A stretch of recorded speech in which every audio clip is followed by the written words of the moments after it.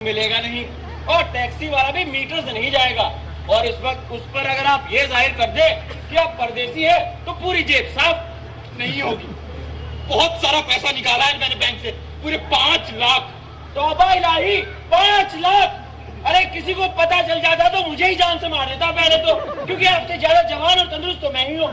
और उसके बाद आपका और आपकी जेब दोनों का सफाया, और फिर ये जा और वो जा। कमाल करते हैं वस्ती जी आप।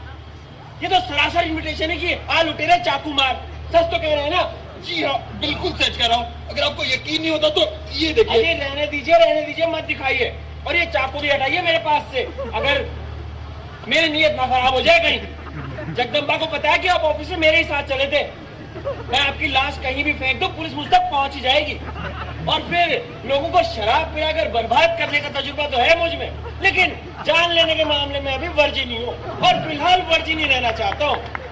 आप पर खतरनाक हद तक यकीन है मुझे, खुद अपना यकीन नहीं है, इसलिए मैं अब यहाँ नहीं रुकूंगा और आपको भी अभी घर नहीं जाने दूंगा।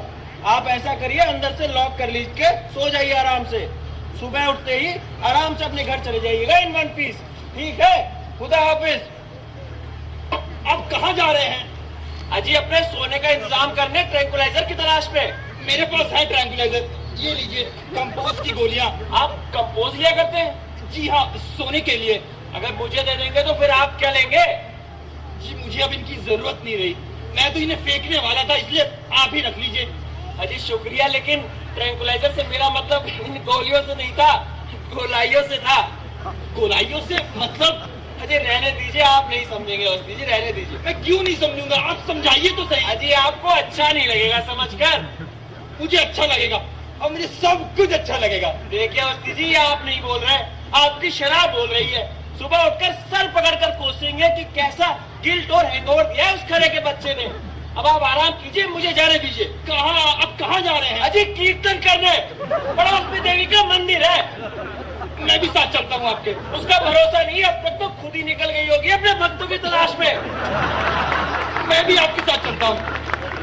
जी आप नहीं जा रहे मेरे साथ, मैं अपनी जिम्मेदारी नहीं ले सकता। पर आप ही ने तो कहा था सवारी अपनी सामान की खुद जिम्मेदार, कहा था कि नहीं? हाँ जी कहा था, लेकिन उस वक्त मुझे ये कहा पता था कि सवारी के पास इतना खतरनाक और भारी सामान है, लेकिन मुझे तो अपनी जानकारी है।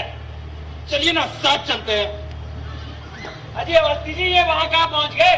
मैं आपके साथ नहीं चल रहा, आप मेरे साथ चल रहे हैं। चल पीछे आइए। अच्छा ठीक है, मेरी कुछ शर्तें हैं। मैं आपको कहीं भी ले जाऊं, आप चुपचाप चलेंगे। चलूंगा। मैं आपको कुछ भी ऐसा दिखाऊं जो आपको अच्छा ना लगे, फिर भी देखेंगे। देखूंगा। और अगर कहीं पिटने की नौबत आई तो भागेंगे नहीं? नहीं भागूंगा। और अगर कहीं मैं भागने लगूं तो रोकेंगे नहीं? अच्छा ठीक है, नहीं रोकूंगा। तो ठीक है, चलिए।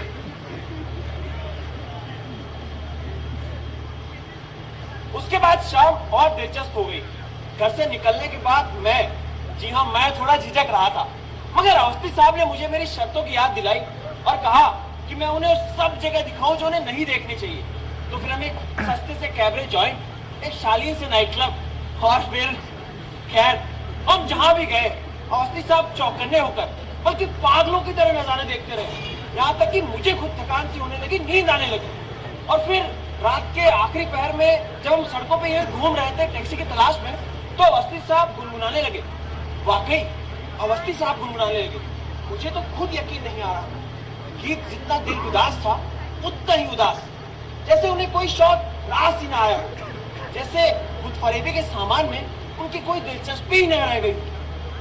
सुना हसीन तुमसे जो आने वाला पल है, आता नहीं कभी भी, बस आज है रवानी, थोड़ा तो प्यार कर ले, थोड़ा तो प्यार कर ले, थोड़ा तो प्यार कर ले। उस शाम अवस्थी साहब से नजदीकी मुलाकात का इनाम ये था कि मैंने जाना कि वो फर्नीचर का टुकड़ा नहीं, कुर्सी पर बैठी जिंदा लाश भी नहीं, बल्कि धड़कते दिल वाले एक इंसान है।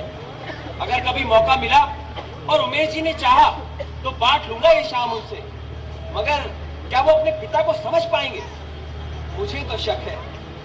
अरे लक्ष्मी, तुम अभी तक यही हो? हाँ, बस जरा जरूरी पैसा लेटर्स टाइप कर रही थी।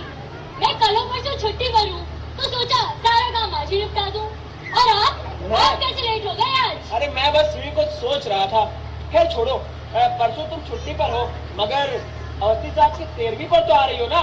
हाँ, इसलिए नहीं कि आना चाहिए, बल्कि इसलिए क्योंकि मैं आना चाहती हूँ। पता नहीं क्यों बट आज अवस्थी सर का काफी ख्याल आ रहा है। Same here.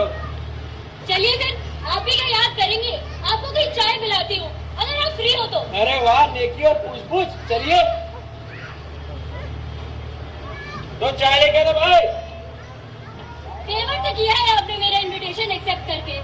अगस्ती सर की स्पेशल यादों का कुछ बोझ है सीने पर, तो सोचा आज हल्का कर दूं। लकी मिस्टर अवस्थी, आज बहुत हिचकियां आ रही होंगी आज उन्हें। जब वो जिंदा थे तब तो शायद किसी ने उन्हें इतना याद किया हो। तो फरमाइए मैडम, आपकी यादों को बोझ उठाने के लिए मेरा हसास दिल, मेरे मजबूत कंधे और मेरे मुस्तैद कान हाजिर हैं। आपको पता नहीं याद है कि नहीं, अभी कुछ महीनों पहले मेडिकल टेस्ट के बाद अवस्थी सर 6-7 दिन तक ऑफिस नहीं आए थे और मैं उन्हीं दिनों रिजाइन करना चाह रही थी। फॉर्म पर उनके सिग्नेचर से स्टैम्प की जरूरत थी। बड़ी मुश्किल से ढूंढते मैं उनके घर पहुंची और दरवाजा सर ने ही खोला। Good morning sir. आओ, मैं अपनी लीव एप्लीकेशन भेजने की ही सोच रहा था। ऑफिस में बहुत ताज्जुब कर रहे थे सब लोग कि 30 साल की सर्विस में आप कभी एब्सेंट नहीं हुए, वो भी इस तरह 6-7 दिन लगातार बिना किसी इंटीमेशन के। आपके न आने से सारा काम ठप पड़ा हुआ है। वैसे तब तो पहले भी रहता था सर, किसी न किसी वजह से, है ना? मैं अपना एप्लीकेशन लेके आता हूँ। दे दीजिए, लेकिन मैं इसके लिए यहाँ नहीं आई थी। तुम्हें ऑफिस वालों ने यहाँ नहीं भेजा? नहीं सर, मैं तो अपने काम से आई हूँ। ऑफिस ने सबसे आपका एड्रेस पूछा, कोई जानता ही नहीं था। आपकी पर्सनल फाइल निकलवानी पड़ी तब जाके मिला। वैसे कमाल की बात है सर, 30 साल से आप बाहर काम कर रहे हैं, लेकिन आपका एड्रेस ही किसी को नहीं मालूम। तुम्हारा क्या काम है? बहुत ही मामूली है सर, लेकिन मेरे लिए बहुत इम्पोर्टेंट। आपके सिग्नेचर चाहिए थे मेरे इस्तीफे पर और आपकी स्टैम्प भी। इस्तीफे पर? जी हाँ सर, मुझे एक नया जॉब मिल गया है, बहुत ही एक्साइटिंग, इसलिए मैंने रिजाइन कर दिया। वो आजकल आप बिना इंटीमेशन की छुट्टी में थे, तो आपकी जगह कोई ऑफिशिएट भी नहीं कर रहा, इसलिए मुझे ही आना पड़ा आपके पास। वैसे क्या बात हो गई सर, घर में सब ठीक ठाक तो है ना? ये खाली दफ्तर से बोर हो के आपने सोचा एनफ इज एनफ। वैसे कमाल की बात है सर, आपने 30 साल वहाँ गुजार दिए, मेरा तो 1.5 साल में दम घुटने लगा है। कुछ और भी वहाँ रह गई तो ऑक्सीजन मास्क लगाना पड़ेगा। अच्छा दिखाओ अपना फॉर्म और लेटर। फॉर्म तो लाई हो ना सर? जी हाँ सर, ये रहा। ये तो गलत भरा हुआ है, इसे दोबारा भरना पड़ेगा। लेकिन इसमें क्या कमी है सर? ये देखो, ये वाला कॉलम नहीं भरा है तुमने। लेकिन ये मेरे केस में एप्लीकेबल ही नहीं है। नहीं, लेकिन भरना तो पड़ता है ना, नियम तो नियम है। लेकिन नियम का मतलब ये तो नहीं कि काम रुक जाए। खैर छोड़िए, मैं कल इसे पूरा भर लूंगी, कुछ भी लिख दूंगी। आप वापस आ रहे हैं या कल भी? अच्छा एक बार दोबारा दिखाना। ठीक है, मैं साइन किए देता हूँ, तुम ऑफिस से स्टैंप लगवा लेना याद करके, ठीक है? Thanks sir, thanks God, you are great, you are really great sir. मैं कल इसे पक्का भर लूंगी। Thanks again sir. अब मैं चलूं? कहाँ जाओगी यहाँ से? अरे आज तो वर्किंग डे है ना, ऑफिस से जाऊंगी। ओ हाँ, मैं तो भूल ही गया। आप भी चल रहे हैं ऑफिस मेरे साथ? नहीं, ऑफिस नहीं, मैं केवल मार्केट तक चलूंगा। 1 मिनट में जरा कोट पहनाओ, ठंड हो गई है थोड़ी। बस उसी समय सर कोट पहनने अंदर गए। मुझे भी ठंड लग रही थी, मैंने अपना स्वेटर निकाला और पहन लिया, तभी सर वापस आए।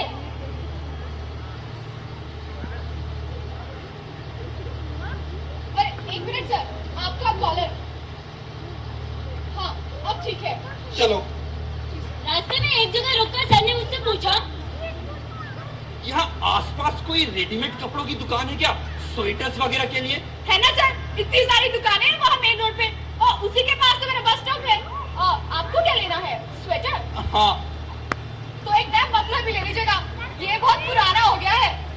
हाँ, 14-15 साल तो हो ही गए होंगे इसे। तो बस रिटायर कर दीजिए इसे, ये भी आपसे बहुत दुखी हो गया है।